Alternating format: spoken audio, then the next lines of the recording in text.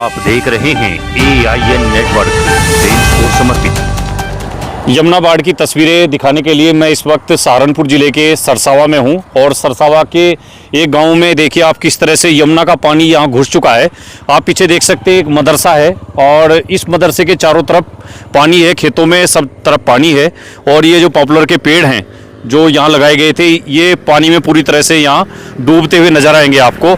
और गन्ने की जो फसल है वो भी पीछे आप देख सकते हैं वो भी पूरी तरह से डूब चुकी है और जो घास है, जो लोगों ने घास लगाई हुई अपने पशुओं के लिए चारे की घास है वो भी पूरी तरह से ख़त्म हो चुकी है, नष्ट हो चुकी है। और पानी जो है यमुना का पानी, बाढ़ जो है वो इस तरह से यहाँ फसलों को बर्बाद कर रही है। और ये हमने आपको दिखाया कि देखिए किस तरह से यहाँ बाढ़ जो है, यमुना की बाढ़ की वजह से ये मदरसा जो है वो चारों तरफ से पानी से घिर चुका है।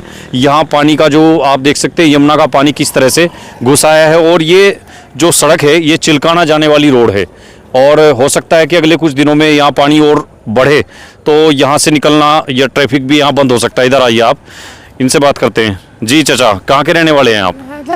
हैदरपुर गांव के। अच्छा, ये आपके गांव के जो खेत हैं इनमें सब में पानी है?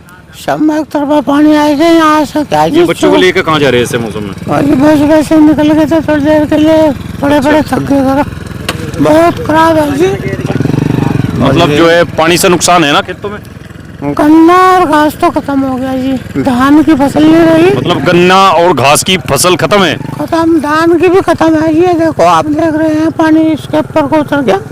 अच्छा, मतलब धान में भी नुकसान है ना? जी हाँ, और घास भी सब खत्म है? घास तो है ही नहीं, बस खत्म हो गई घास तो देखिए ये मतलब यहाँ जी यमुना की बाढ़ की वजह से यहाँ काफ़ी नुकसान है।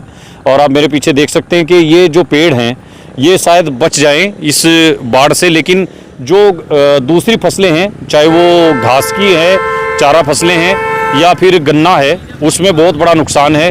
और यमुना की जो बाढ़ से प्रभावित ये जो इलाका है ये पूरा का पूरा हथनीकुंड बैराज से लेकर के और जो सहारनपुर ज़िले का जो इलाका है, यमुना अपने दोनों तरफ यानी यूपी और हरियाणा दोनों राज्यों में बराबर नुकसान करती है।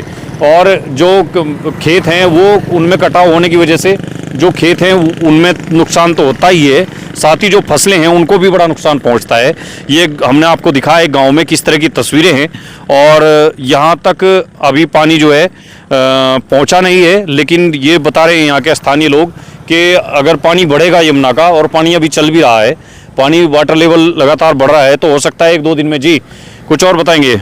जी ये पानी यहाँ सड़क पे देखो, वहाँ कितना बड़ा खड्डा डाल दिया, पानी इधर से इधर कूद गया था। यहाँ पे कितना तो मतलब पानी जो है कल चल गया था इधर से इधर, ये इतना पानी था। अच्छा, अब पानी कुछ कम हुआ? तो आप बच्चों को लेकर जो है ना इसमें मत घूमो, कहीं हो सकता है। तो देखिए हमने आपको दिखाया ये सरसावा और चिलकाना क्षेत्र के जिस गाँव में हम हैं यहाँ इस तरह के हालात हैं और पानी की वजह से, बाढ़ की वजह से किसानों की फसलों पर संकट गहरा गया है और गन्ना, घास और धान, इन ये तीनों फसलों को बड़ा नुकसान है।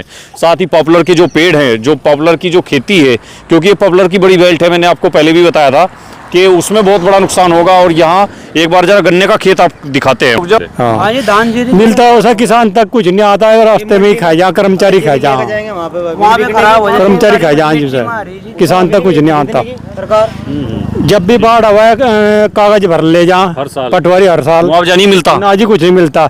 ये कर्मचारी इस योगी सरकार में भी नहीं मिलता ना जी, मिलता नहीं जी, ऐसा नहीं है कुछ। किसान बहुत ऐसे आते हैं, ऐसे निकल जाते हैं। और जी ये जो निचले आदमी है ये सारे, चलो मुकेश चौधरी काम करने वाला तो आदमी है, पर कहाँ तक नजर रखेगा आदमी? कर्मचारी खा जाए मौजा जो आवा है, किसान तक कुछ भी नहीं आता। मालूम मुकेश चौधरी जो है काम कर रहे जी, पर वो तो आगे कर ले, नीचे कर्मचारी देखेंगे ना, तो कर्मचारियों पर थोड़ा दबाव, कर्मचारी जो है वो गड़बड़ कर रहे हैं। हाँ जी, हाँ सरकारी कर्मचारी। अब मालूम निरीक्षण करना चाहिए, जैसा किसी धान की फसल है वो तो बिल्कुल नष्ट है जी। अब ये गन्ना है, गन्ना नीचे गिर गया, ये फिर भी कुछ 10% निकल जाएगा। मुकेश चौधरी तो आते हैं इधर, हफ्ते के गेल आते हैं, सबका निरीक्षण लेते हैं, भाई कैसा है, कुछ दिक्कत नहीं है। मुकेश चौधरी जी जी जो विधायक है, जो में तो आते हैं बेचारे, लेते हैं, सबका लेते हैं, लेकिन उन्हें उनका ये जो छोटे वाले हैं ना उनके नीचे वो कुछ नहीं। तहसील के कर्मचारी हैं, पटवारी, कानून ये नहीं आते देखते, ये नहीं देखते, ये मुआवजे भी नहीं देते हैं सर। ये समस्या है किसानों की। और यमुना की बाढ़ से प्रभावित जो गाँव है, कौन से गाँव जी है?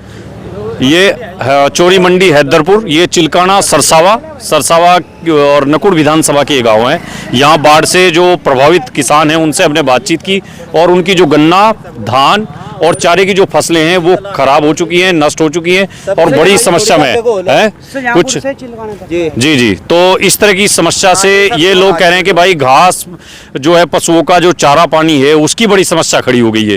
तो इनके लिए कोई मुआवजे की, कोई राहत की, कोई ऐसी तत्काल घोषणा होनी चाहिए कुछ, जिससे इनको रिलीफ मिले। और बड़े लेवल पर किसानों को नुकसान हो रहा है यमुना की इस बाढ़ से। और साथ ही ये लोग बता रहे हैं कि अवैध खनन की वजह से भी यहाँ स्थिति बड़ी दयनीय हो चुकी है और बाढ़ का जो ये पूरा नुकसान है इसमें कहीं न कहीं अवैध खनन का भी बड़ा रोल है। तो फिलहाल हमने आपको दिखाया सहारनपुर के सरसावा चिलकाना क्षेत्र में बाढ़ के क्या हालात हैं और हम अगले दिन में आपको दिखाएंगे सहारनपुर के साथ साथ शामली और हरियाणा के जिलों में क्या है बाढ़ के हालात। बने रहिए AIN नेटवर्क के साथ। फिलहाल के लिए इतना ही, धन्यवाद।